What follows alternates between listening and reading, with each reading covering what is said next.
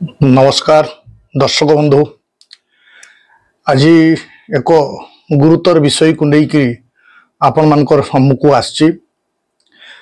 आज मनीष केते स्वार्थपर आपण यही चित्रु आपण जानी परिबे।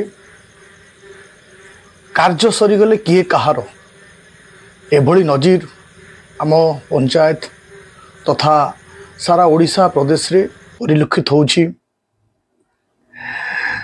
गृहपालित पशुपक्षी कथा कही पारु नथवा बेले ए जीवगुड़िक लोकंक सेवा कार्य करी एभली भाव में अत्याचारित होउछंती जे केतेबेले राजरास्ता रे जीवन बिताइकू एमानकू पड़ुछि। एमाने बेले बेले दुर्घटनार शिकार हेबा संगे संगे आममानकू मध्य दुर्घटनार शिकार करुछंती। आसंतु आमे